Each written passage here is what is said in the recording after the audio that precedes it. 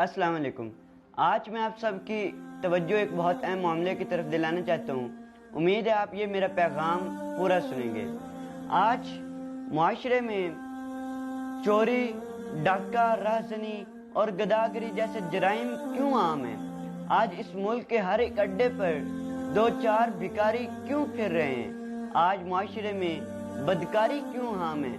सिर्फ और सिर्फ इसकी एक वजह हो सकती है और वो गुर्बत। आज गुर्बत की रेशो क्यों बढ़ गई है?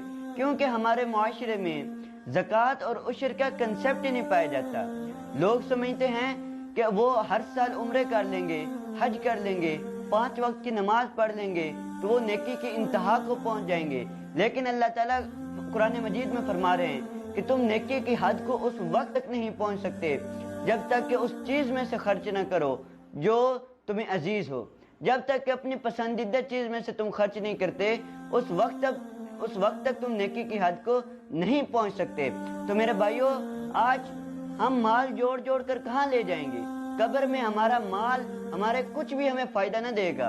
अल्लाह ताला सूरत तौबा में फरमाते हैं कि जो लोग अपने मालों को जोड़ जोड़ कर रखते हैं उनके माल को जहन्नुम की आग से धकाया जाएगा, जहन्नुम की आग से तपाया जाएगा। फिर इसी माल से उनकी पीठें और उनके पहलुओं को दागा जाएगा और कहा जाएगा ये है वो तुम्हारा माल जो तुम दुनिया में इकट्ठा करके रखते थे। एक और हदीस में रसूल अकरम सल्लल्लाहु अलैहि वसल्लम फरमाते हैं कि जो शख्स इस दुनिया में अपना माल जोड़ जोड़ कर रखता है, क़यामत वाले दिन इस माल को एक सांप की शक्ल में उसकी गर्दन में डाला जाएगा। फिर वो उसे डसता रहेगा और कहता रहेगा कि मैं हूँ वो तेरा खजाना, मैं हूँ वो तेरा माल जो तू दुनिया में जोड़ जोड़ कर रखता था। तो एक और हदीस में रसूल अकरम सल्लल्लाहु अलैहि वसल्लम फरमाते हैं कि जो शख्स अपना माल इस दुनिया में जोड़ कर रखता है और इस माल की ज़कात नहीं देता तो इस क़यामत वाले दिन इस माल को आग की तख्तियां बनाया जाएगा।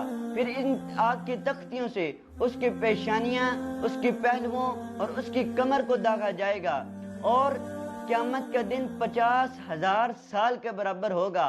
और जब तक कि लोगों का हिसाब नहीं होगा, जब तक कि क़यामत का मंजर ख़त्म नहीं होगा, उस वक्त तक उसकी पेशानियां, उसके पहलुओं और उसकी कमर को दागा जाता रहेगा।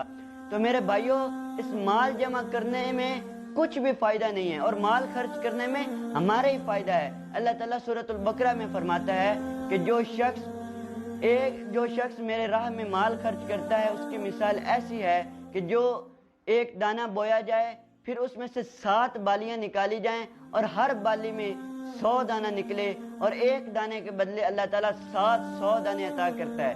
रसूल अकरम सल्लल्लाहु अलैहि वसल्लम फरमाते हैं कि अल्लाह ताला तुम्हारे माल की, तुम्हारे सदके की परवरिश इस तरह करता है जिस तरह कोई शख्स तुम में से अपने घोड़े के बच्चे की परवरिश करता है, हत्ता कि एक खजूर के बराबर सदका भी ओहद पहाड़ की मिसल बन जाता है। और रसूल सूरतुल लैल में अल्लाह ताला फरमाते हैं कि अपना माल खर्च करो ताकि अपना माल भी पाक हो और अपना नफ्स भी पाक, और अपने माल की पाकी हासिल करने के लिए अपना माल खर्च करो। तो मेरे भाइयों, एक और हदीस में रसूल अकरम सल्लल्लाहु अलैहि वसल्लम फरमाते हैं कि मुझे हुक्म दिया गया है कि मैं लोगों से उस वक्त तक जंग करूं जब तक कि ये लोग नमाज नहीं पढ़ते, जब तक कि ये लोग ला इलाहा इल्लल्लाह मुहम्मद रसूलुल्लाह की शहादत नहीं देते और नमाज कायम नहीं कर लेते और ज़कात अदा नहीं करते। तो मेरे भाइयों, इसी हदीस की पली लेते हुए हजरत अबू बकर सिद्दीक रज़ियल्लाहु ताला अन्हु ने उन लोगों के खिलाफ जो मुनकरीन ज़कात थे, उन लोगों के खिलाफ जंग की। वो तो कहते थे कि हम ला इलाहा इल्लल्लाह और मुहम्मद रसूलुल्लाह की शहादत भी देते हैं, हम नमाज भी कायम करते हैं, लेकिन वो सिर्फ मुनकिर थे, वो इनकारी थे, तो सिर्फ और सिर्फ ज़कात के इनकारी थे। तो हज़रत अबू बकर सिद्दीक रज़ियल्लाहु ताला अन्हु ने उनके खिलाफ जिहाद किया, उनके साथ जंग की। तो मेरे भाइयों, एक सही बुखारी में हज़रत अब्दुल्ला बिन मसूद रज़ियल्लाहु ताला अन्हु का कौल है। मैं उन नमाजियों को इसकी तरफ तवज्जो दिलाना चाहता हूँ कि हज़रत अब्दुल्ला बिन मसूद रज़ियल्लाहु ताला अन्हु सही बुखारी में फरमाते हैं कि उस शख्स की नमाज भी कबूल नहीं होती जो शख्स ज़कात अदा नहीं करता। तो मेरे भाइयों, ये ज़कात अदा करने का, ये अल्लाह की राह में माल खर्च करने का हमारा अपने ही फ़ायदा है। अल्लाह की राह में माल खर्च करने से अल्लाह ताला हमारे लिए کئی گنا زیادہ ہمیں عطا کرے گا. تو اس میں ہمارا اپنا فائدہ ہے. تو ہمیں اس کی فکر کرنی چاہیے, اس غربت کا خاتمہ کرنا چاہیے, اور اس کے خلاف, اس گداگری اور اس غربت کے خلاف جہاد کرنا چاہیے. اپنا مال اور اپنا نفس پاک کرنے کے لیے اس دفعہ ضرور بالضرور زکوٰۃ اور عشر کا اہتمام کریں. ابھی عشر کا سیزن بھی ہے, تو آپ عشر کا اہتمام کریں.